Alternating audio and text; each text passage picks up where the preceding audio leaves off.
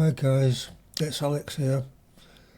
I'm just using the simple screen recorder today. I don't think it's all that good, but there you go. The reason for this video is to show you a way to speed up your Firefox browser to make it run faster.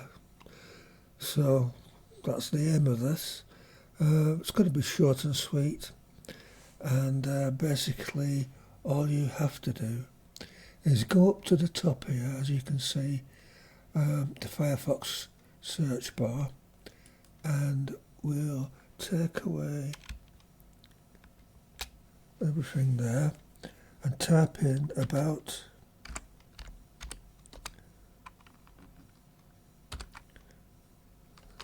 support. Don't forget to put the double colon in between about and support. Okay, so next click visit. We come to a long page, and what we're going to be looking for is something called verify integrity. Verify integrity is going to work wonders on cleaning out all the Firefox garbage and it'll clean out the Firefox dump files, searches,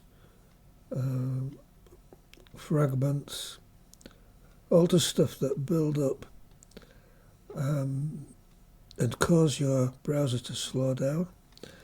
So that's how you get lags. But here we are